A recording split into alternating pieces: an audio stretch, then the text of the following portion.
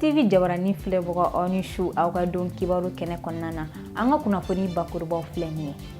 ka aw ladɔnniya k'a fɔ ko Katikaw fɛ kɛrɛnkɛrɛnyala Kati kɔkɔ plateau secteur 2 olu maaw ye dɔgɔtɔrɔso kura sɔrɔ sɔgɔmada in na baaraw bɛɛ kurumu karili kɛra sɔgɔmada in na Kati maire fɛ n'o ye Yɔrɔ Wɔlɔ Gɛmu ye o kɛnɛ kan maa caman tun bɛ yen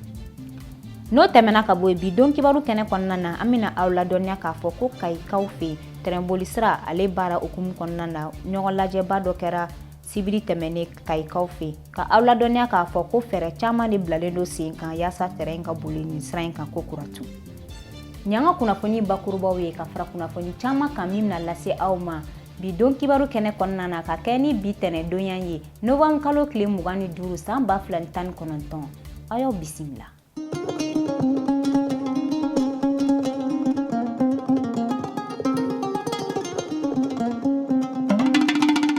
Aw minnu tɛ sɛgɛn an filɛli la jamana kɔnɔ ani jamana kɔ kan an bɛ aw fo ko kuratu aw ni timinadiya kunnafoni nasira la an bɛ aw ladɔnniya k'a fɔ ko kabini sibiri tɛmɛnen n'o bɛnna novembre kalo tile 23 ma ka aw ladɔnniya k'a fɔ k'an ka jamana lasigiden olu ni marabolo wasadenw farala ɲɔgɔn kan ka ɲɔgɔn lajɛrɛba dɔ kɛ a bɛna kɛ tile 10 de hukumu kɔnɔna na a bɛna kɛ sous-préfet fo ka taa se préfet ale ni gouverneur ma u ka bolodiɲɔgɔnma sababu la ka maa ninnu kalan ka u kalan ko kuratu k'u kalan dɔnniya la u ka baara hukumu kɔnɔna na an ka jamana ɲɛma ale ni MINUSMA maaw fo ka taa se Gradi Mali maaw ka bolodiɲɔgɔnma sababu la a kɛra anw fɛ Abraham Sise ni ale ye collectivité territoriale ɲɛma ye ale bɛ ka ɲɛfɔli kɛ anw ye waasa an ka se ka kunnafoni caman sɔrɔ nin ko in kan an ka jɛ k'ale lamɛn.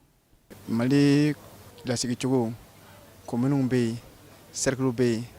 région bɛ yen olu ye ɲɛmɔgɔ minnu taara an yɛrɛ fɛ fo population ye mɔgɔ minnu ta k'a fɔ ko ni mɔgɔ masina ninnu an ye danaya da u kan o danaya kɔnɔna na an bɛ mara d'u ma u ka se ka an fara ɲɔgɔn kan ka an ka mara latimɛ donc o minnu sigira Tɔnbukutu, Gawo, Kidali, Menaka, Tawudeni ani Mopti région kɔnɔna na o élu ninnu ani minnu fɔ ko autorité intérimaire camancɛ fanga minnu sigirila yani an ka taa élection na olu mɔgɔ ninnu de an y'o wele bi k'a lajɛ u bilalen don baara min na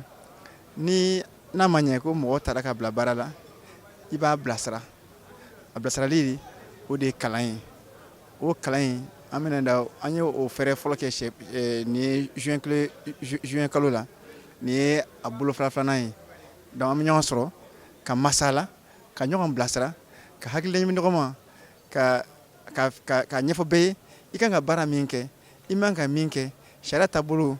i sigikun i kan ka fɛɛrɛ jamana yɛrɛ i ka sigiyɔrɔ in mara cogo min na jango an ka se ka yiriwa bɛn kɔnɔna na quoi o de tun ye bi ɲɔgɔn ye kun ye. Halisa kunnafoni nasira la an bɛ aw ladɔnniya k'a fɔ ko Jedugu Torodo commune maaw ye juma misiri kura sɔrɔ a baara kurumu karili kɛra dɔgɔkun tɛmɛnen ni hakilina in bɔra Alu Bubakar Jalo de fɛ ni ale ye Petro INC PDG ye ka aw ladɔnniya ko ni juma misiri bi jɔ hectare 2 la wa ka musaka bɛ taa CFA wari miliyɔn 35 ale ni kɔ bɔɲɔngo la baara kurumu karili kɛra juma tɛmɛnen maa caman tun bɛ nin kɛnɛ kan an ka ciden kɛrɛnkɛrɛnnen n'o ye Amadu El Konare ale taara Jedugu Torodo ka kunnafoni ɲini ka na lase aw ma a y'an sama min na an ka jɛgu lajɛ. Bamananw ni kuma dɔnnaw b'a fɔ ko don ka ja ko nka k'a sebali tɛ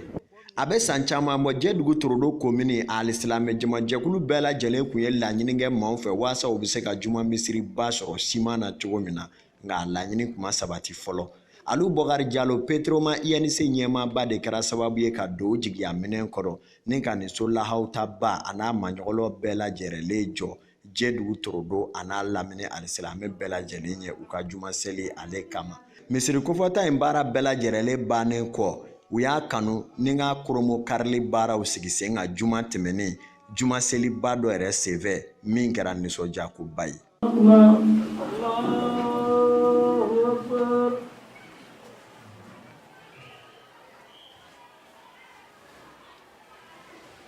Allahu Akbar, Allahu Akbar.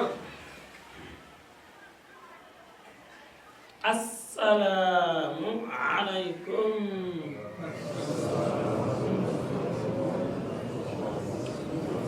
ni juma seli kunjɛlen kɔfɛ o min kɛra koromo karili kundoni baara ye alu Bɔkari Jalo kun y'a wakulu don a baden minnu na olu fana y'u jigi sɛmɛ u ka alimamiba Amadu Jalo la ale ka hakilinaw di a ko kan an ka ale lamɛn. N bɛ weleda min ɲɛsin jama ma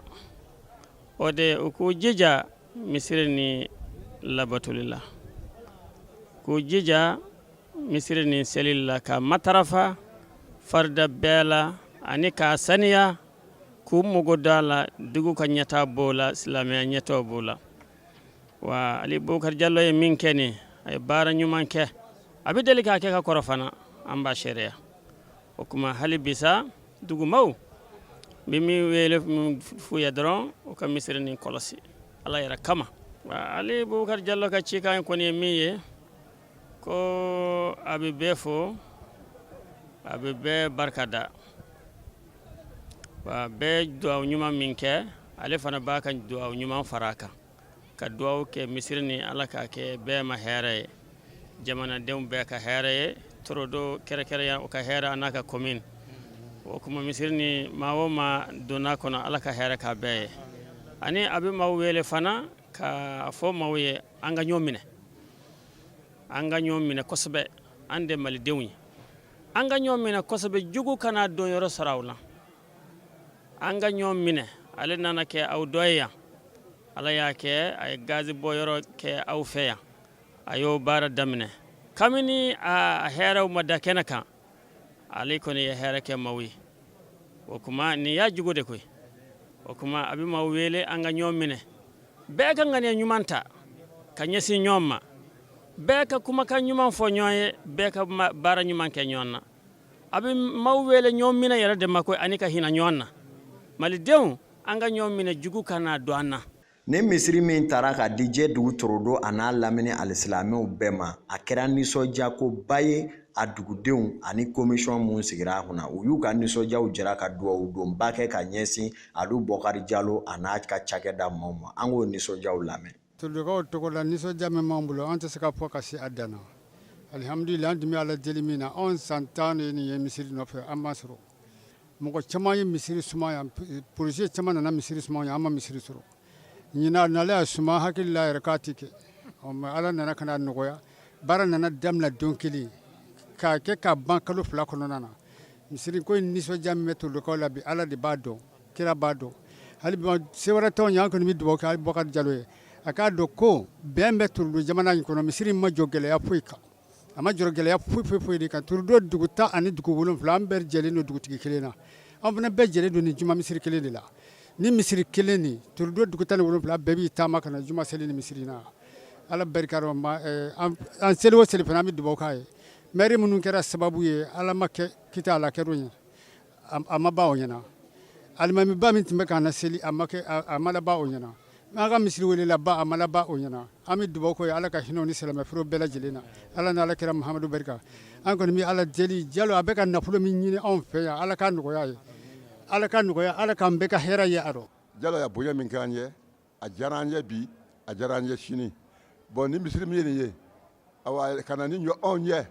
ka a ɲata de kana di o ma bi juma kana kana bila anw ɲɛ bi juma ko an na foli bɛ a ye habi ala k'a sara a bɛ bi ɲini ala fɛ n'o ye ɲuman ye ala k'o ɲuman nɔgɔya ye. misiri jɔ a baraji an b'o ɲini ala fɛ ala k'o di Jalo ma an bɛ o bonya ɲini ala fɛ a yan mɔ yan ala k'a bonya. misiri ɲana a diyara an ye ko a Jalo ko ala ka sara ɲuman ye. misiri ni jɔli a diyara an ye kosɛbɛ a diyara an ye a bɛnna mɔ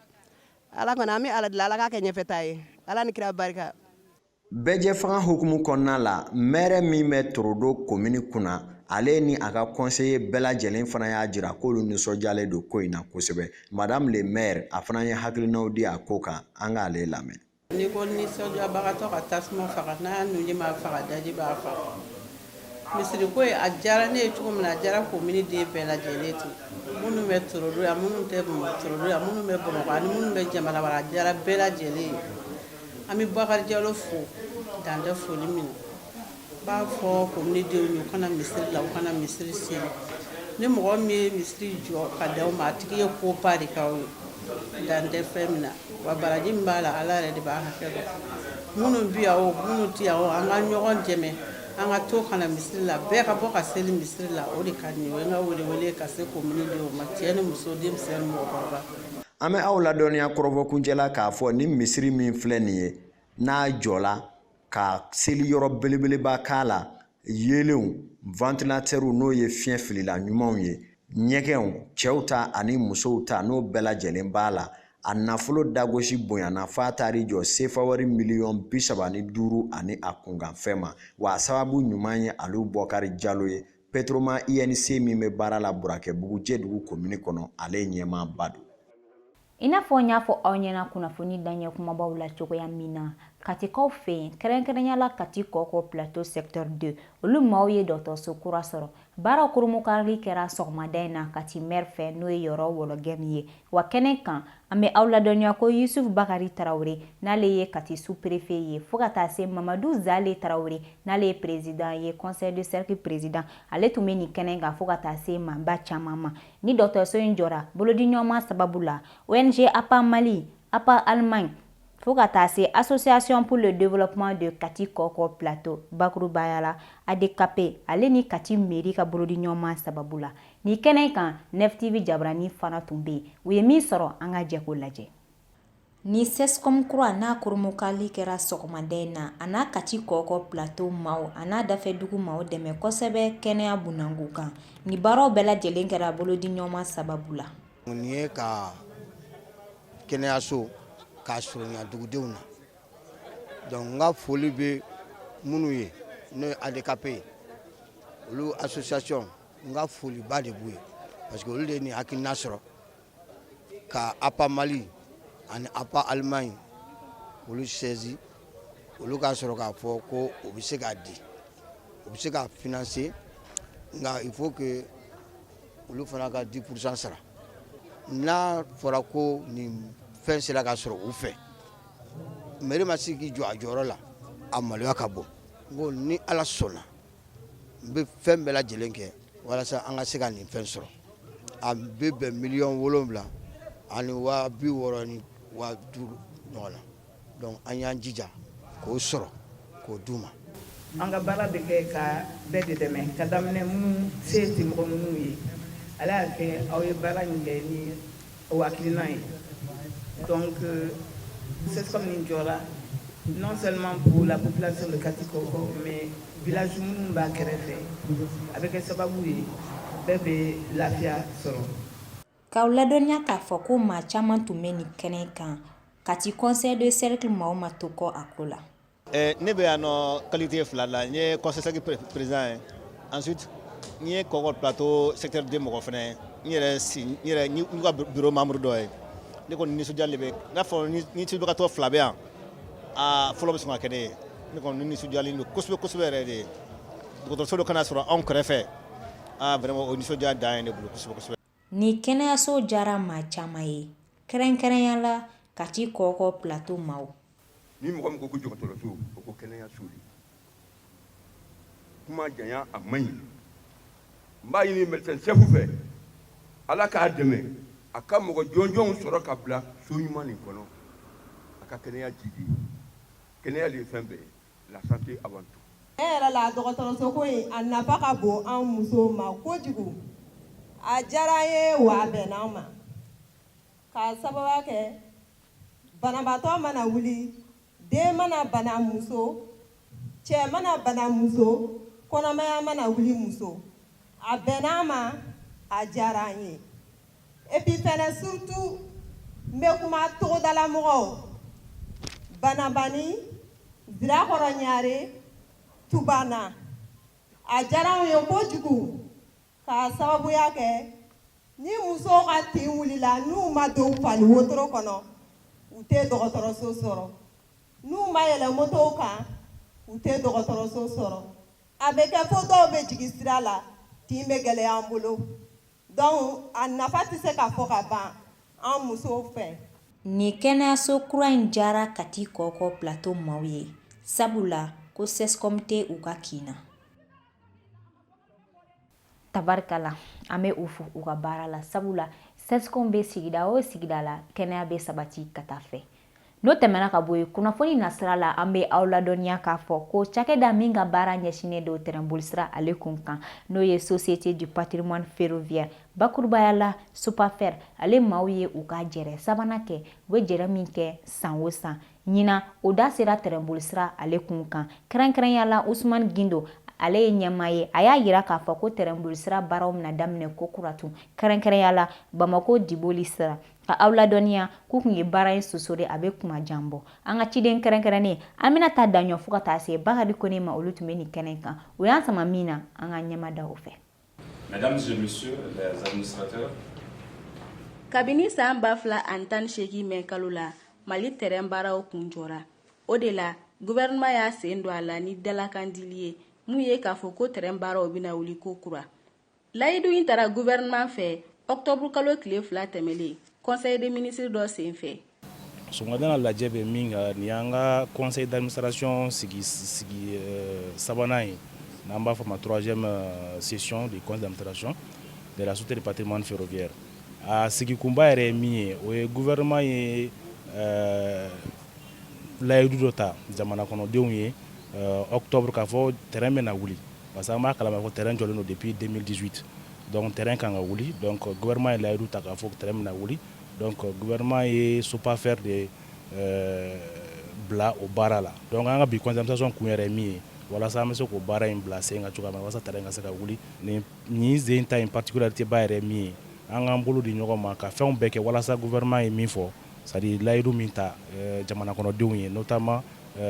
Kayi région mɔgɔw ye k'a fɔ ko terrain bɛ wuli 2020 kɔnɔna na donc an bɛn'o baaraw de sigi sen kan bi walasa terrain ka se ka wuli. Sopafer ɲɛmaaba ye ɲɛfɔli kɛ k'a fɔ ko jamana kɔnɔden bɛɛ ka kan k'i bolo di ɲɔgɔn ma walasa terrain ko baaraw bɛ se ka sabati ka tila ka laɲini kɛrɛnkɛrɛnlen kɛ ka ɲɛsin terrainbolisira dafɛsigibaw ma. terrain ko in Kayi ko dɔrɔn tɛ bɛɛ kungo de don parce que terrain filɛ nin mɔgɔ hakɛ min bɛ balo terrain na o de ka ca donc baarakɛlaw bɛ yen nɔ ani minnu bɛ balo terrain bɛ tɛmɛ yɔrɔ minnu fɛ donc vraiment an bɛɛ k'an bolo di ɲɔgɔn ma walasa an bɛ se ka fɛn o fɛn kɛ terrain ko ka se ka ɲɛ cogoya min na an k'o kɛ et puis mɔgɔw minnu bɛ sigi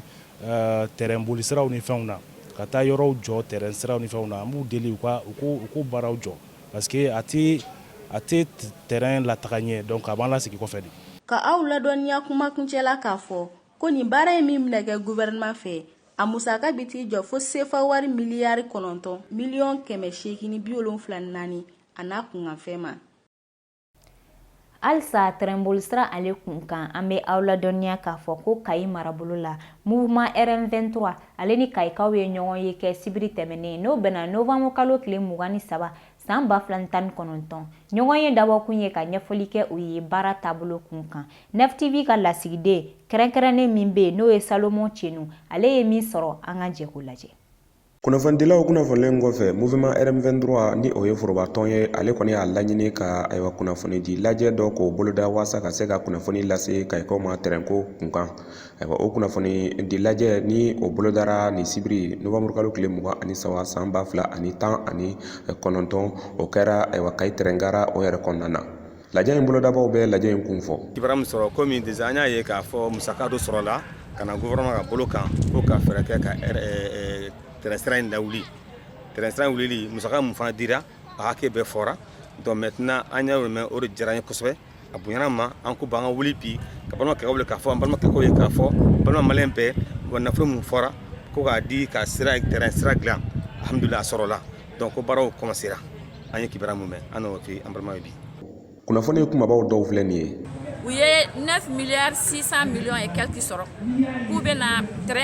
terrain relancer terrain ka se ka wuli Bamako fo ka se Diboli donc u y'o fɛɛrɛ n'o dabali minnu sɔrɔ u y'o de fɔ an ye donc an fana ye mɔgɔw wele bi sɔgɔmada in na ka n'o kunnafoni di Kayikaw. bon bi bi na o bɛ mun na an y'a mɛn k'a fɔ ko bon ko terrain kunkolo mun kan ka wuli donc hakili la bolo kan ka s'olu ma sisan ani wagon ani terrain gare 19 kan ka réparer hakili la bon o baaraw bɛ sen na mɔgɔw taara a baara ka di minnu ma appel d'offre kɛra donc u bɛ baara bɛ olu niveau la vraiment an ye mun mɛn ko dɔ kɛra ala ka a tɔ sinsin halisa yarabi ala an fana ka bɔ kun yɛrɛ pour que k'u sinsin k'u dɛmɛ u ka baara la k'u soutenir u k'a dɔn k'a fɔ an fana hakili bolo an sen bɛ gare kɔnɔ k'u makɔnɔ hali bi an n'an ka baliziw. mun y'an nimisi yɛrɛ wasa kuma in kɔnɔ kosɛbɛ gouvernement ka kuma kɔnɔ u y'a yirana k'a fɔ ni ala na kira sɔnna ma avril be jɔ yɔrɔ yɔrɔ train be bɔ Bamako ka se Kaya kuma koloma yɔrɔ o de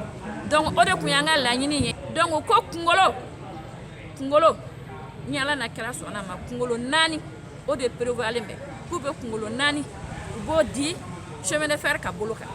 yasa train ka se ka fonctionner mais mun ye wagon ye wagon kɔrɔ minnu b'an bolo yan nɔ kɔrɔlen n'o bɛ Mali bolo kɔrɔlen donc o wagon ninnu olu bɛ réparer donc n'olu réparer la ka ɲa donc o bɛ nɔrɔ fɛngɛ la machine bɛ se ka bori n'a ye. Ayiwa ni caman fɛ nisɔndiya sababu don dɔw fɛ hakilisigiba tɛ a ko la ka sababu kɛ an ka jamana marabaaw olu ye ayiwa layidu caman ta u ye minnu ma se ka sira sɔrɔ nka dɔw kɔni ko o n'a ta bɛɛ maaw ka kɔnɔli kɛ. An kɔni b'a ɲini M23 la k'i jija avec le gouvernement bon a kana kɛ ministre fɔlɔ mun tɛmɛna dɛ ka taa i jɔ Afrique Sud ko mobili ko chemin de fer sɔrɔla machine sɔrɔla or ko machine ma sɔrɔ an b'a ɲini u fɛ k'a kɛ ala n'a kira ye chemin de fer u k'a relancer. An bɛ fɛ layidu u ye layidu caman ta Kayi toujours ni bɛ kuma n b'a fɔ n ko Kayi de ye le poumon économique du Mali Kayi bɛ milliard de la don don o don Mali kɔnɔ Kayi de bɛ milliard don 2 milliards 500 millions Kayi b'o la don don o don Mali kɔnɔ par mois Kayi bɛ 70 milliards de la don donc an b'a ɲini gouvernement fɛ a k'i kɔsi Kayi ma sinon fosi dilannen tɛ Kayi yan foyi n'u ye layidu mun ta u t'a tɛmɛ nin kan tɛmɛ dɛ ni janvier an b'an sigi janvier février mars avril dɔrɔn